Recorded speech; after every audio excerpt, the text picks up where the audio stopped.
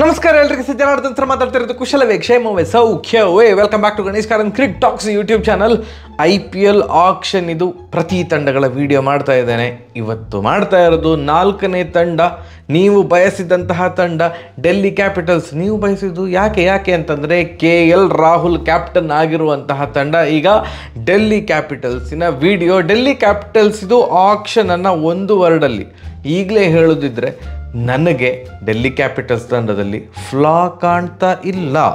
ಈಗ RCBಯಲ್ಲಿ ಸ್ಪಿನ್ ವಿಭಾಗ ಸ್ವಲ್ಪ ಏನೋ ಚೂರು ಹಿಂದೇಟು ಹಾಕ್ತಾ ಇದೆ.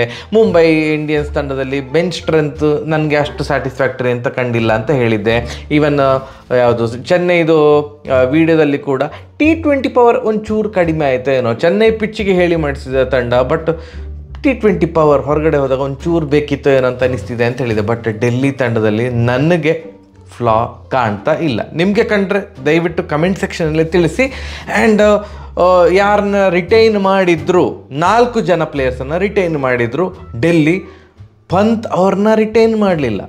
ಪಂತ್ ಅವ್ರನ್ನ ಅಂಥ ದೊಡ್ಡ ಪ್ಲೇಯರ್, ಸ್ಟಾರ್ ಪ್ಲೇಯರ್, ದೊಡ್ಡ ಪ್ಲೇಯರ್ ಅನ್ನೋದಕ್ಕಿಂತ ಸ್ಟಾರ್ ಪ್ಲೇಯರ್ ಪಂತ್ ಅವ್ರನ್ನ ಕೈ ಬಿಡುವಂತಹ ನಿರ್ಧಾರಕ್ಕೆ ಡೆಲ್ಲಿ ಕ್ಯಾಪಿಟಲ್ಸ್ ಬಂದಿದ್ದರು. ಆ್ಯಂಡ್ ಪಂತ್ ಅವರು ಇನ್ನೇನು ಆಕ್ಷನ್ ಸ್ಟಾರ್ಟ್ ಆಗ್ತದೆ ಹೇಳುವಾಗ ಟ್ವಿಟ್ಟರಲ್ಲಿ ಸಡನ್ ಆಗಿ ಟ್ವೀಟ್ ಮಾಡಲಿಕ್ಕೆ ಸ್ಟಾರ್ಟ್ ಮಾಡಿದರು. ಆ್ಯಂಡ್ ಹಿ ವಾಸ್ ಅಂದರೆ ಓಪನ್ಲಿ ಹೇಳಿದ್ದಾರೆ ಏನು ಅಂತಂದರೆ, ನನ್ನ ಒಂದು ಆಕ್ಷನ್ನಿಗೆ ಬರುವಂಥ ನಿರ್ಧಾರ ಅದು ದುಡ್ಡಿಗಾಗಿ ಅಲ್ಲ, it was never about money ಅಂತ ಅವ್ರು ಹೇಳಿದರು. ಸೊ ಅದರಿಂದ ಕ್ಲೀನಾಗಿ ಗೊತ್ತಾಗಿತ್ತು ಏನಂತಂದರೆ ಡೆಲ್ಲಿ ತಂಡದ ಓನರ್ ಅಥವಾ ಡೆಲ್ಲಿ ಮ್ಯಾನೇಜ್ಮೆಂಟ್ ಹಾಗೂ ಪಂತ್ ನಡುವೆ ಸಂಬಂಧ ಕರೆಕ್ಟ್ ಆಗಿಲ್ಲ. ಆದ್ದರಿಂದ ಅವ್ರನ್ನ ರಿಟೈನ್ ಮಾಡಿಲ್ಲ, ಅಥವಾ ಪಂತ್ ಅವರೇ ರಿಟೈನ್ ಮಾಡಬೇಡಿ ಅಂತ ಹೇಳಿದರು. ಅದು ಗೊತ್ತಿಲ್ಲ. ಒಟ್ಟಿನಲ್ಲಿ ರಿಟೈನ್ ಮಾಡಲಿಲ್ಲ, 4 ಜನರ ರಿಟೈನ್ ಮಾಡಿದರು.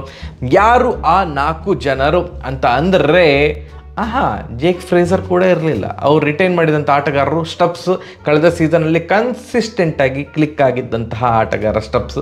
ಮತ್ತು ಅಭಿಷೇಕ್ ಪೊರೆಲ್ ಅವ್ರನ್ನ ಅನ್ಕ್ಯಾಪ್ಡ್ ಪ್ಲೇಯರ್ ಆಗಿ ರಿಟೈನ್ ಮಾಡಿದರು. ಸೂಪರ್, ಒಳ್ಳೆ ಲೆಫ್ಟ್ ಹ್ಯಾಂಡ್ ಬ್ಯಾಟ್ಸ್ಮನ್ ಬಂದು ಬ್ಯಾಟ್ ಸ್ವಿಂಗ್ ಪಟ ಅಂತ ಹೀಗಿದ್ದಾರೆ ನೋಡಲಿಕ್ಕೆ. ಸೂಪರಾಗಿ ಆಡಿದ್ರು. ಲಾಸ್ಟ್ ಸೀಸನಲ್ಲಿ ಕೆಲವೊಂದು ಇಂಪ್ಯಾಕ್ಟ್ಫುಲ್ ಇನ್ನಿಂಗ್ಸ್ ಬಂದಿತ್ತು ಪೊರೆಲಿಂದ. ಅದಾದ ಮೇಲೆ ಸ್ಪಿನ್ ದ್ವಯರು, ಅದರಲ್ಲಿ ಒಬ್ಬ all-rounder Akshar Patel, ever reliable.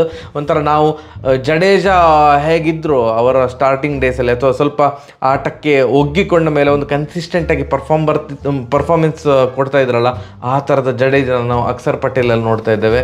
ಡೆಲ್ಲಿಗಂತೂ ಬ್ಯಾಟಿಂಗಲ್ಲಿ ಸಹಿ, ಫೀಲ್ಡಿಂಗಲ್ಲಿ ಸಹಿ, ಬೌಲಿಂಗಲ್ಲಿ ಅಂತೂ ಭಯಾನಕ ಇಕಾನಮಿಕಲ್ ಬೌಲರು ಅಕ್ಷರ್ ಪಟೇಲ್ ಅವರು. ಅದಾದ ಮೇಲೆ ಮೇಯ್ನ್ ಲೆಗ್ ಸ್ಪಿನ್ನರ್ ಅವರಿದು ಯಾರು ಅಂತಂದರೆ ಕುಲ್ದೀಪ್ ಯಾದವ್. ಈ 4 ಜನರನ್ನು ರಿಟೈನ್ ಮಾಡಿದರು. ಜೇಕ್ ಫ್ರೇಜರ್ ಅವ್ರನ್ನ RTM ಅಲ್ಲಿ ಬೈ ಮಾಡಿಯೇ ಮಾಡ್ತಾರೆ ಅಂತ ನಾವೆಲ್ಲರೂ ಸಹ ಅಂದುಕೊಂಡಿದ್ದೆವು. ಹಾಗೆ ಆಯಿತಾ ನೋಡುವ.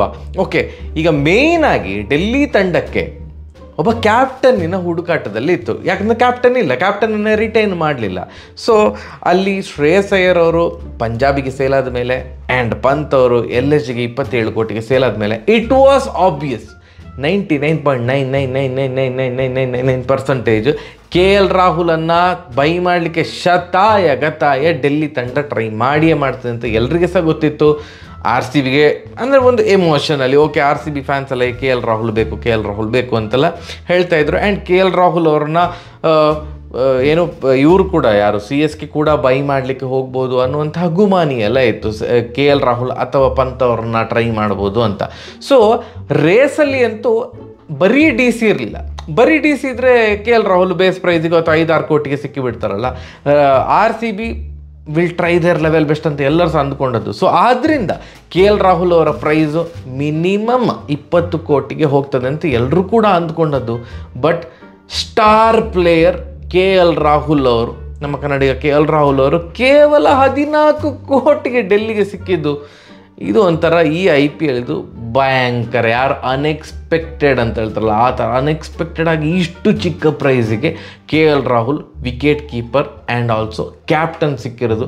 ಡೆಲ್ಲಿದು ತಲೆನೋವು ಪೂರ್ತಿ ಹೋಯ್ತಲ್ಲ ಮಾರ್ರೆ. ಸೊ ಇಷ್ಟು ಚೀಪಾಗಿ ಸಿಕ್ಕಿರೋದ್ರಿಂದ ಬೇರೆ ಪ್ಲೇಯರ್ಸ್ ಮೇಲೆ ಬಿಡ್ ಮಾಡಲಿಕ್ಕೆ ಅವರು ಧೈರ್ಯ ತೋರಿದರು. ಆ್ಯಂಡ್ ಅದರ ಅರ್ಥ ಬೇರೆ ಪ್ಲೇಯರ್ಸಿಗೆ ಯದ್ವತ್ತದ್ದು ದುಡ್ಡು ಕೊಟ್ಟರ, ಅವರು ಹೈಯೆಸ್ಟ್ ಕೊಟ್ಟಿರೋದು KL ರಾಹುಲ್ಗೆ. ಅಷ್ಟು ಚೀಪಲ್ಲಿ ಸಿಕ್ಕಿದ್ರು. ಆ್ಯಂಡ್ ಅದಕ್ಕಿಂತ ಕಡಿಮೆ ಪ್ರೈಸಿಗೆ ಬೇರೆಯವರನ್ನು ಸಹ ಬೈ ಮಾಡಿದರು.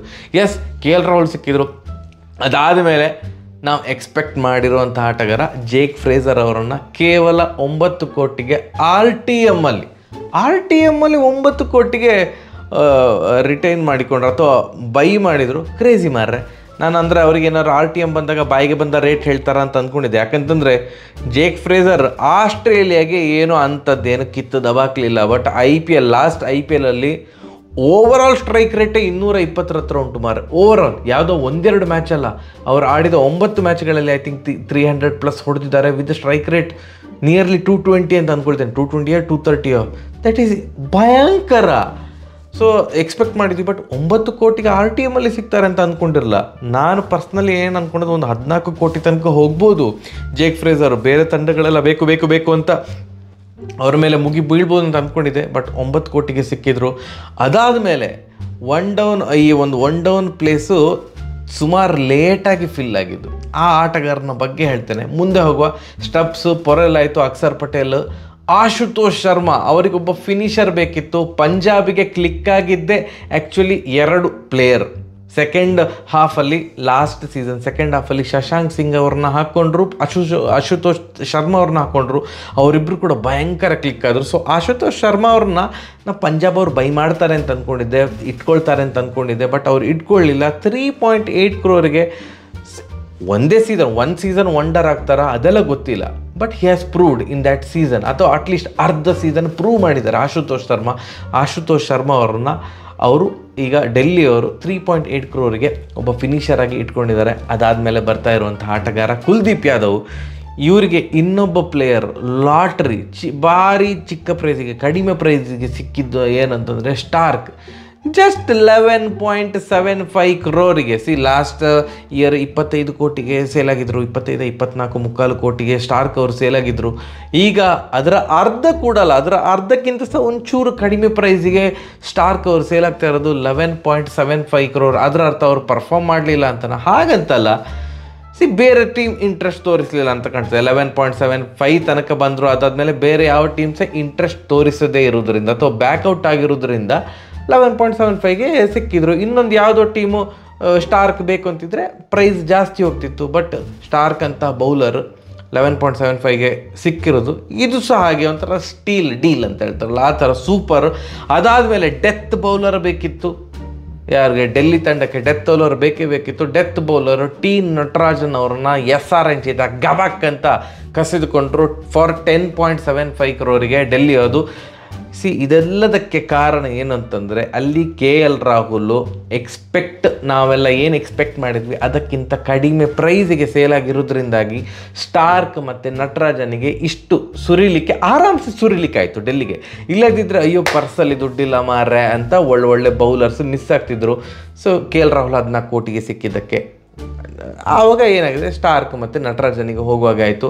ಹಾಗೆ ಓಪನಿಂಗ್ ಸ್ಪೆಲ್ ಸ್ವಲ್ಪ ಭುವಿ ಥರ, ಸ್ವಲ್ಪ ಸ್ವಿಂಗ್, ಪೇಸ್ ಇಲ್ಲ. ಒಪ್ತೇನೆ, ಮುಖೇಶ್ ಕುಮಾರ್ ಅವರಿಗೆ ಪೇಸ್ ಇಲ್ಲ. ಬಟ್ ಮುಖೇಶ್ ಕುಮಾರ್ ಅವ್ರನ್ನ 8 ಕೋಟಿಗೆ RTM ಅಲ್ಲಿ ಬೈ ಮಾಡಿದರು ಡೆಲ್ಲಿಯವರು. ಸ್ವಿಂಗ್ ಬೌಲರ್, ಓಪನಿಂಗ್ ಬೌಲರ್, ಆ ಪವರ್ ಪ್ಲೇಯಲ್ಲಿ ಹಾಕುವಂತಹ ಬೌಲರು ಮುಖೇಶ್ ಕುಮಾರ್ ಅವರು. ಆ್ಯಂಡ್ ಒನ್ ಡೌನ್ ಬಗ್ಗೆ ಮಾತಾಡ್ತಿದ್ದೆ. ಒನ್ ಡೌನ್ ಇವರಿಗೆ ಒಬ್ಬ ಕ್ರೇಜಿಯಾಗಿ ಸಿಕ್ಕಿದ್ರು, ನಮ್ಮ RCBಯ ಎಕ್ಸ್ ಕ್ಯಾಪ್ಟನ್, ಕಳೆದ ಸೀಸನ್ ತನಕ ಇದ್ದಂತಹ ಕ್ಯಾಪ್ಟನ್ ಆ್ಯಂಡ್ ನನ್ನ ಪರ್ಸ್ನಲ್ ಒಂಥರ RCBಯಲ್ಲಿ ಪರ್ಸ್ನಲ್ ಫೇವ್ರೆಟ್ ಪ್ಲೇಯರ್ ಆಗಿತ್ತು. Ever fit ಫ್ಯಾಫ್ du Plessis. ಅವ್ರಿಗೆ ವರ್ಷ ಆಗಿದೆ, ಬಟ್ ಎಂಥ ಫಿಟ್ನೆಸ್ ಮೇಂಟೈನ್ ಮಾಡಿದ್ದಾರೆ ಮಾರ. ಫ್ಯಾಫ್ ಡು ಪ್ಲೆಸಿಯನ್ನು ಜಸ್ಟ್ 2 crore ಬೇಸ್ ಪ್ರೈಸಿಗೆ ತಗೊಂಡ್ರು. ಶಾಕಿಂಗ್ಲಿ ಅವರನ್ನು ಯಾರು ಕೂಡ ಬೈ ಮಾಡಲಿಕ್ಕೆ ಇಂಟ್ರೆಸ್ಟ್ ತೋರಿಸಲಿಲ್ಲ. ನಾನು ಅಂದ್ಕೊಂಡಿದ್ದು ಯಾವುದಾದ್ರೂ ತಂಡ ಹೋಗ್ತದೆ ಅಥವಾ RCB ಅವ್ರನ್ನ ಬೈ ಮಾಡಲಿಕ್ಕೆ ಟ್ರೈ ಮಾಡಿ ಕ್ಯಾಪ್ಟನ್ಶಿಪ್ಪನ್ನು ಫ್ಯಾಫ್ಗೆ ಕೊಡ್ಬೋದು RCB ಅಂತ ಅಂದ್ಕೊಂಡಿದ್ದೆ. ಯಾಕಂತಂದರೆ KL ರಾಹುಲ್ ಬರಲಿಲ್ಲ RCBಗೆ, ಕೊಹ್ಲಿ ಅಥವಾ ಪಾಟೀದಾರ್ ಆಗ್ಬೋದು ಕ್ಯಾಪ್ಟನ್. ಬಟ್ ನಾನು ಅಂದ್ಕೊಂಡಿದ್ದೆ ಫ್ಯಾಫನ್ನು ತಗೊಳ್ತಾರೆ, ಫ್ಯಾಫನ್ನೇ ಮತ್ತೆ ಪುನಃ ಕ್ಯಾಪ್ಟನ್ ಮಾಡ್ತಾರೆ RCB ಅಂತ. RCB ಸಹ ಮುಂದಾಗಲಿಲ್ಲ ತಗೊಳ್ಳಿಕ್ಕೆ. ಆಲ್ವೇಸ್ ಗಿವ್ಸ್ 10 out of 10 ಇದೆ. ಯಾವತ್ತು ಕೂಡ 10 out of 10 ಕೊಡ್ತಾರೆ ಪ್ರತಿ ಗೇಮ್ಗೆ. ಐದರ್ ಫೀಲ್ಡಿಂಗ್ ಆಗಿರ್ಬೋದು, ಬ್ಯಾಟಿಂಗ್ ಆಗಿರ್ಬೋದು, ಏನೇ ಆಗಿರ್ಬೋದು. ಒಳ್ಳೆ ಡೀಲ್. ಒನ್ ಡೌನಲ್ಲಿ ಫ್ಯಾಫ್ ಡು ಪ್ಲೆಸಿಸ್ ತುಂಬ್ತಾ ಇದ್ದಾರೆ. ಆ್ಯಂಡ್ KL ರಾಹುಲ್ ಅವರಿಗೆ ಒಬ್ಬ ಸೀನಿಯರ್ ಪ್ಲೇಯರ್ ಆಗಿ ಒಂದು ಸಜೆಷನ್ ಕೊಡಲಿಕ್ಕೆ ಸಹ ಇವರಿರ್ತಾರೆ, ಯಾರು ಫ್ಯಾಫ್ ಡು ಪ್ಲೆಸಿಸ್ ಅವರು ಇರ್ತಾರೆ. ಯಾಕಂತಂದರೆ ಅಂತಹ ಸೀನಿಯರ್ ಪ್ಲೇಯರ್ KL ರಾಹುಲ್ ಜೊತೆಗೆ ಇನ್ನೊಂದು ಸೀನಿಯರ್ ಪ್ಲೇಯರ್ ಯಾರೂ ಇಲ್ಲ.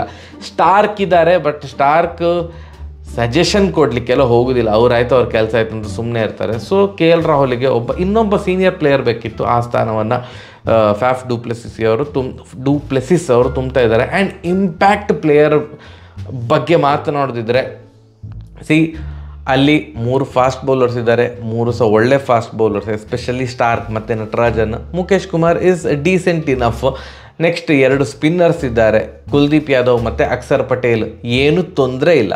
ಬಟ್ ಇಂಪ್ಯಾಕ್ಟ್ ಪ್ಲೇಯರಲ್ಲಿ ಇನ್ನೊಬ್ಬ ಡೆತ್ ಓವರ್ ಸ್ಪೆಷಲಿಸ್ಟ್ ಯಾರು ಅಂತಂದರೆ ಮೋಹಿತ್ ಶರ್ಮಾ ಅವರನ್ನು ಬರೀ 2.2 crore ತಗೊಂಡಿದ್ದಾರೆ. ಸೊ ನಟರಾಜನ್ ಮತ್ತು ಮೋಹಿತ್ ಶರ್ಮಾ ಡೆತ್ ಓವರಲ್ಲಿ ಇನ್ನೇನು ಟೆನ್ಷನೇ ಇಲ್ಲ ಮಾರೆ, ಸಾರ್ಟೆಡ್. ನಾನು ಫ್ಲಾ ಹುಡುಕ್ತಾ ಇದ್ದೀನಿ, ಯಾವುದಾದ್ರೂ ಒಂದು ಇರಲಿ ಮಾರ ಅಂತ, ನಂಗೆ ಫ್ಲಾ ಸಿಗ್ತಾ ಇಲ್ಲ. ಬ್ಯಾಟಿಂಗಲ್ಲಿ ಆಶುತೋಷ್ ಶರ್ಮಾ ಅವರಿಗೆ ಉಂಟು. ಇನ್ನೊಬ್ಬ ಬ್ಯಾಟ್ಸ್ಮನ್ ಬೇಕು ಅಂತಂದರೆ ಸಮೀರ್ ರಿಜ್ವಿ ಅವ್ರನ್ನ 95 ಲಕ್ಷಕ್ಕೆ ತಗೊಂಡಿದ್ದಾರೆ. ಹಾಗೆಯೇ ಕರುಣ್ ನಾಯರ್ ಅವರನ್ನು base price 50 lakh, base price 30 lakh ಇದ್ದದ, 50 ಲಕ್ಷಕ್ಕೆ ನಂಗೆ ನೆನಪೋಗಿದೆ, 30-50 ಏನೋ ಇದ್ದದ ಅಂತ. ಬಟ್ ಕರುಣ್ ನಾಯರ್ ಅವರನ್ನು 50 ಲಕ್ಷಕ್ಕೆ ತಗೊಂಡಿದ್ದಾರೆ. ಮಹಾರಾಜ ಟ್ರೋಫೀಸಲ್ಲಿ ಕರುಣ್ ನಾಯರ್ ಅವರು ಲೀಡಿಂಗ್ ರನ್ ಸ್ಕೋರರ್ ಅಂತ ಅಂದ್ಕೊಂಡಿದ್ದಾನೆ. ಸೊ ಆಯ್ತಲ್ಲ ಮಾರ್ರೆ, ಅಲ್ಲಿ ಬೌಲರ್ಸ್ ಸಿಕ್ಕಿದ್ರು ಇಂಪ್ಯಾಕ್ಟ್ ಪ್ಲೇಯರ್ ಆಗಿ, ಈ ಕಡೆ ಬ್ಯಾಟ್ಸ್ಮನ್ ಇಬ್ಬರು ಸಿಕ್ಕಿದ್ರು. ಭಯಂಕರ ಸಾಲ್ಟ್ ಆಗಿದೆ. ಆ್ಯಂಡ್ ನಮ್ಮ ವಿಜಯ್ ಭಾರದ್ವಾಜ್ ಅವರು ಇವಾಗ ಕೋಚ್ ಆಗಿದ್ದಾರೆ. ಸೊ ಭಯಂಕರ ತಲೆ ಉಪಯೋಗಿಸಿದ್ದಾರೆ. ಅದು ಅವರಕ್ಕಿಂತ ಸಹ ನನಗೆ ಅನಿಸೋದು ಈ ಆಕ್ಷನ್ ಗೆದ್ದಿದ್ದೆ ಡೆಲ್ಲಿ ಓನರ್ ಮಾರೆ. ನನಗೆ ಡೆಲ್ಲಿ ಓನರ್ ನೋಡೋದೇ ಖುಷಿ ಮಾರೆ. ಆಕ್ಷನಲ್ಲಿ ಗಮ್ಮತ್ತು, ಜನ ಸಿಕ್ಕ ಪ್ಲೇಯರ್ಸಿಗೆ ಅಂತ ಹೋಗ್ತಾ ಇರ್ತಾನೆ. ಬಟ್ ಬ್ಯಾಕ್ ಆಫ್ ದ ಮೈಂಡಲ್ಲಿ ನನಗೆ ಈ ಪ್ಲೇಯರ್ ಬೇಕು ಅನ್ನೋದು ಗೊತ್ತಿರ್ತದೆ. ಎಲ್ಲ ಪ್ಲೇಯರಿಗೆ ಸುಮ್ಮನೆ ಬೇರೆ ಪ್ಲೇಯರ್ಸ್ ಇದೆಲ್ಲ ಪ್ರೈಸನ್ನು ಜಾಸ್ತಿ ಮಾಡ್ತಾನೆ, ಬರೋ ಪ್ಲೇಯರ್ಸಿಗೆ ಹೋಗ್ತಾನೆ. But he knows what he wants. ಯಾಕಂತಂದರೆ ಈ ಟೀಮ್ ನೋಡಿದಾಗ ನಾನು ಅಂದ್ಕೊಂಡೆ ಸುಮ್ಮನೆ ಒಟ್ರಾಶಿ ಹೀಗೆ ಕೈ ಎತ್ತಿರೋದಲ್ಲ, ಅವ್ರಿಗೆ ಯಾರು ಬೇಕಂತ ಗೊತ್ತುಂಟು. ಇನ್ನೂ ಟ್ರೈ ಮಾಡಿದ್ದಾರೆ, ಇನ್ನೂ ಒಳ್ಳೆ ಪ್ಲೇಯರ್ಸನ್ನು ಬೈ ಮಾಡಲಿಕ್ಕೆ ಟ್ರೈ ಮಾಡಿದ್ದಾರೆ, ಇಲ್ಲ ಅಂತಲ್ಲ. ಬಟ್ ಒಳ್ಳೆ ತಂಡ. It is a mixture of youngsters ಮತ್ತು ಎಕ್ಸ್ಪೀರಿಯನ್ಸ್ ಪ್ಲೇಯರ್ಸ್. ಇದು ಪರ್ಫೆಕ್ಟ್ ಬ್ಲೆಂಡ್ ಅಂತ ಅಂದ್ಕೊಂಡಿದ್ದಾನೆ. ಇಬ್ಬರು ಒಳ್ಳೆ ಸ್ಪಿನ್ನರ್ಸ್ ಇದ್ದಾರೆ, ಬೌಲರ್ಸ್ ಇದ್ದಾರೆ, fast bowlers, 2 death over specialists ಇದ್ದಾರೆ. 2 ಯೂಶ್ವಲಿ ತಂಡದಲ್ಲಿ 1 ಡೆತ್ ಓವರ್ ಸ್ಪೆಷಲಿಸ್ಟ್ಸ್ ಇರ್ತಾರೆ. ಇಲ್ಲಿ ಇಂಪ್ಯಾಕ್ಟ್ ಪ್ಲೇಯರ್ ಆಗಿ ಮೋಹಿತ್ ಶರ್ಮಾ ಬರ್ತಾ ಇರೋದ್ರಿಂದ 2 ಡೆತ್ ಓವರ್ ಸ್ಪೆಷಲಿಸ್ಟ್ಸು. ಬ್ಯಾಕಪ್ ಪ್ಲೇಯರ್ ಬಗ್ಗೆ ಸಹ ಮಾತಾಡ್ತೇನೆ, ಅದಾದಮೇಲೆ ಬೆಂಚ್ ಮಾತಾಡ್ತೇನೆ. ಫ್ಯಾಫ್ ಡುಪ್ಲೆಸಿಸ್ ಅವರನ್ನು ಆಡಿಸಲಿಕ್ಕೆ ಇಷ್ಟ ಇಲ್ಲ, ಅಥವಾ ಅವರು ಸ್ವಲ್ಪ ವರ್ಷ ಆಗಿದೆ ಫಿಟ್, ಎಲ್ಲಿಯಾರು ಅವ್ರಿಗೆ ಏನಾದ್ರು ಇಂಜುರಿ ಆದರೆ, ಅಥವಾ ಅವರನ್ನು ಬೆಂಚಲ್ಲಿ ಕೂರಿಸಿ ಇಲ್ಲ ಬರ ನಾವು ಒನ್ ಇನ್ನೊಬ್ಬ ಪ್ಲೇಯರನ್ನು ರೆಡಿ ಇಟ್ಕೊಂಡಿದ್ದೇನೆ ಅಂತಂದರೆ ಹ್ಯಾರಿ ಬ್ರೂಕ್ ಅವ್ರನ್ನ ಆಡಿಸ್ಬೋದು.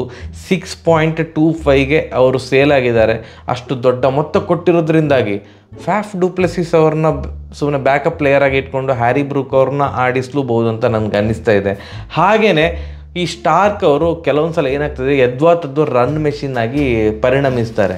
ಸೊ ಸ್ಟಾರ್ಕ್ ಅವರಿಗೆ ಬದಲಾಗಿ ಚಮೀರಾ ಅವರನ್ನು 75 ಲಕ್ಷಕ್ಕೆ ಬೈ ಮಾಡಿದ್ದಾರೆ. ಈಗ ಕಮೆಂಟ್ ಸೆಕ್ಷನ್ ಇತ್ತು, ಬೈ ಬ್ರೋ ಸ್ಟಾರ್ಕನ್ನು ಚಮೀರಾ ಜೊತೆ ಕಂಪೇರ್ ಮಾಡೋದು, ನಾನು ಕಂಪೇರ್ ಮಾಡ್ತಾ ಇಲ್ಲ, ಯಾರನ್ನು ಕಂಪೇರ್ ಮಾಡ್ತಾ ಇಲ್ಲ ಇಲ್ಲಿ. ಬಟ್ ಒಬ್ಬ ಬ್ಯಾಕಪ್ ಬೌಲರ್ ಅಂತ ಬೇಕಲ್ಲ. Starc if is expensive, first 6 ಮ್ಯಾಚಲ್ಲಿ 4 ಓವರ್ಗೆ 40 ರನ್ ಹೊಡಿಸ್ಕೊಳ್ತಾ ಇದ್ದರೆ, ಹಾಗೆ ಖಂಡಿತವಾಗಿ ಅವ್ರನ್ನ ರಿಪ್ಲೇಸ್ ಮಾಡಲಿಕ್ಕೆ ಒಬ್ಬ ಬೌಲರ್ ಬೇಕಾಗ್ತದಲ್ಲ. ಸೊ ಚಮೀರಾ ಅವ್ರನ್ನ ಬೈ ಮಾಡಿದ್ದಾರೆ. ಇವರ ಬೆಂಚ್ ಸ್ಟ್ರೆಂತ್ ಏನು ವಿಶೇಷ ಅಂದರೆ, ಒಂದು ವಿಕೆಟ್ ಕೀಪರ್ನ ಇಟ್ಕೊಂಡಿದ್ದಾರೆ, ಮಿಕ್ಕಿದಂತಹ ಎಲ್ಲ ಪ್ಲೇಯರ್ಸು ದೇ ಆರ್ ಆಲ್ರೌಂಡರ್ಸ್. ಅಲ್ಲಿ ನಮ್ಮ ಕನ್ನಡಿಗ ಮನ್ವಂತ್ ಕುಮಾರ್ ಅವ್ರನ್ನ ಬೈ ಮಾಡಿದ್ದಾರೆ ಬೇಸ್ ಪ್ರೈಸ್ ಅಂತ ಅಂದ್ಕೊಳ್ತೇನೆ. ಅದೆಲ್ಲವೂ ಕೂಡ ಫಾರ್ ಶೋರ್ ವಿಜಯ್ ಭಾರದ್ವಾಜ್ ಕೃಪಾ ಕಟಾಕ್ಷ. ಅವರು ಕನ್ನಡಿಗ, ಅವರು ಕ್ಲಿಯರಾಗಿ ಹೇಳಿದ್ದಾರೆ ಅಂತ ಕಾಣ್ತದೆ, ಕರುಣ್ ನಾಯರ್ ಬೇಕೇ ಬೇಕು ನನಗೆ, ಮನ್ವಂತ್ ಬೇಕೇ ಬೇಕು ಅಂತ. ಸೊ ನೋಡಿ, 3 KL ರಾಹುಲ್ ಸೇರಿ ಒಟ್ಟು 3 ಜನ ಕನ್ನಡಿಗರಿದ್ದಾರೆ. ಸೂಪರ್. ಎಲ್ಲ ಆಲ್ರೌಂಡರ್ಸಿಗೆ ಮಣೆ ಹಾಕಿರೋದು ಅದು ಎಕ್ಸ್ಟ್ರಾ ಬೌಲಿಂಗ್ ಆಪ್ಷನ್ ಥರ. ಆಗ ತುಂಬ ಏನೋ ಟೀಮ್ ಲಿಟ್ರಲಿ ಅಂಡರ್ ಪರ್ಫಾರ್ಮ್ ಮಾಡಿದರೆ ಆಗ ಈ ಬೆಂಚಲ್ಲಿ ಎಸ್ಪೆಷಲಿ ಮನ್ವಂತಿಗೆ ಚಾನ್ಸ್ ಕೊಡ್ಬೋದೋ ಏನೋ. ಬಟ್ ಸದ್ಯಕ್ಕೆ ಅವರಿಗೆ ಪ್ಲೇಯಿಂಗ್ 11ನಲ್ಲಿ ಚಾನ್ಸ್ ಸಿಗೋದಿಲ್ಲ ಅಂತ ಅಂದ್ಕೊಂಡಿದ್ದೀನಿ. ಯಾಕಂತಂದರೆ because of their strong playing 11, strong impact player list and backup players ಸಹ ಸೂಪರ್ ಇರೋದ್ರಿಂದಾಗಿ ಬೆಂಚಲ್ಲಿರೋರು ಬೆಂಚಲ್ಲಿಯೇ ಇರ್ತಾರೆ ಅಂತ ನಾನು ಅಂದ್ಕೊಂಡಿದ್ದೇನೆ. ನನ್ನ ನಿರೀಕ್ಷೆ ಸುಳ್ಳಾದರೆ ಸೂಪರು. ಓವರ್ ಆಲ್ ನಾನು ಸ್ಟಾರ್ಟಿಂಗೇ ಹೇಳಿದೆ, ನಂಗೆ ಸಿಕ್ಕಾಪಟ್ಟೆ ಇಷ್ಟ ಆಯ್ತು ಮಾರೆ. ಡೆಲ್ಲಿ ತಂಡ ಭಯಂಕರ ಬ್ಯಾಲೆನ್ಸ್ ಉಂಟು, ಫೈರ್ ಪವರ್ ಇದೆ. ಜೇಕ್ ಫ್ರೇಜರ್, ಫ್ಯಾಫ್ ಡುಪ್ಲೆಸಿಸ್ ಅಥವಾ ಹ್ಯಾರಿ ಬ್ರೂಕು, ಸ್ಟಬ್ಸು, ಅಭಿಷೇಕ್ ಪೊರೇಲಿದು ಬ್ಯಾಟ್ ಸ್ವಿಂಗ್ ಎಲ್ಲ ಭಾರಿ ಚೆಂದ ಉಂಟು. ಅಕ್ಷರ್ ಪಟೇಲ್ ಸ್ಟಾರ್ಟಿಂಗಲ್ಲೆಲ್ಲ ಅಂಥ ಒಳ್ಳೆ ಸ್ಟ್ರೈಕ್ ರೇಟಲ್ಲಿ ಆಡ್ತಾ ಇರಲಿಲ್ಲ, ಈಗ ಒಳ್ಳೆ ಬ್ಯಾಟ್ಸ್ಮನ್ ಆಗಿ ಅಂದರೆ ಅವರನ್ನು ಅಪ್ಗ್ರೇಡ್ ಮಾಡ್ಕೊಂಡಿದ್ದಾರೆ. ಆಶುತೋಷ್ ಶರ್ಮಾ ಒಳ್ಳೆ ಪವರ್ ಹಿಟ್ಟರ್. ಈ ಕಡೆ ಸಮೀರ್ ರಿಜ್ವಿ ಮತ್ತು ಕರುಣ್ ನಾಯರ್ ಇಂಪ್ಯಾಕ್ಟ್ ಪ್ಲೇಯರ್ ಲಿಸ್ಟಲ್ಲಿರೋದು. So overall T20 firepower. K L Rahul ಬಗ್ಗೆ ಮಾತಾಡಲಿಲ್ಲ ಅಂತ ಬೈಬೇಡಿ, ನನಗೆ ಸಡನ್ನ ನೆನಪೋಯ್ತು. ನಾನು ಡೈರೆಕ್ಟ್ ಜೇಕ್ ಫ್ರೇಜರಿಂದ ಹೇಳ್ತಿದ್ದೇನೆ. ನನ್ನ ಪ್ರಕಾರ ಕೆ ಎಲ್ ರಾಹುಲ್ ಈ ಸೀಸನಲ್ಲಿ LSG ಮೇಲೆ ಆಡುವಾಗ ಏನು ಅವ್ರದ್ದು ಸ್ಟ್ರೈಕ್ ರೇಟ್ ಇತ್ತಲ್ಲ ಅದಕ್ಕಿಂತ ಒಳ್ಳೆ ಸ್ಟ್ರೈಕ್ ರೇಟಲ್ಲಿ ಆಡ್ತಾರೆ ಅಂತ ನನಗೆ ಯಾಕೋ ನನ್ನ ಒಂದು ಗಟ್ ಫೀಲಿಂಗ್. ಆ್ಯಂಡ್ ಅವರೊಂಥರ ಋತುರಾಜ್ ಗಾಯಕ್ವಾಡ್ ಅವ್ರ ಥರ ಒಂದು ಕಡೆಯಿಂದ ಬಂಡೆಯಾಗಿ ನಿಂತುಕೊಂಡು ಲಾಂಗ್ ಇನ್ನಿಂಗ್ಸ್ ಆಡ್ತಾರೆ ಈ ಸಲ ಅಂತ ನಂಗೆ ಯಾಕೋ ಅನ್ನಿಸ್ತಾ ಇದೆ. ಫಸ್ಟ್ ಒಂದು 20 ಬಾಲು ಒಂದು ರನ್ನ ಬಾಲ್ ಆಡಿ ಅದಾದಮೇಲೆ ನಿಧಾನಕ್ಕೆ ಗೇರ್ ಚೇಂಜ್ ಮಾಡ್ತಾ ಈ ಥರ ಒಂದು 55 ಬಾಲ್ 100, 60 ಬಾಲ್ 100 ಹೊಡೆಯುವಂತಹ ಆಟಗಾರರಲ್ಲಿ ಕೆ ಎಲ್ ರಾಹುಲ್ ಬರೋದು. ಸೊ ಕೆ ಎಲ್ ರಾಹುಲಿಂದ ನಾನು ಆ ಥರದ ಆಟ ನಿರೀಕ್ಷೆ ಮಾಡ್ತಾ ಇದ್ದೇನೆ. ನನಗೆ ಯಾಕೋ ಭಯಂಕರ ಇಷ್ಟ ಆಯಿತು. ಡೆಲ್ಲಿ ಟೀಮ್ ಸಿಕ್ಕಾಪಟ್ಟೆ ಇಷ್ಟ ಆಯಿತು.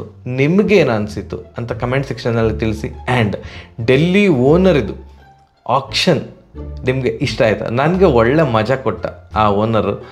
ನಿಮಗೆ ಏನನ್ಸ್ತು? ಅಲ್ಲ, ಬೀಯಿಂಗ್ ಎನ್ RCB ಅಂತ ಸ್ವಲ್ಪ ಉರಿತದೆ, ಎಂತ ಸಾಮರ ಇವನು ಹಾಗೆ ಹೀಗೆ ಅಂತ. ಬಟ್ ಸ್ಟಿಲ್ ಕೂಳೆ ಅಂತ ಹೇಳ್ತಾರಲ್ಲ, ಒಳ್ಳೆ ಮಜಾ. ಸರಿಯಾಗಿರೋ ಬರುವ. ನಮಸ್ಕಾರ.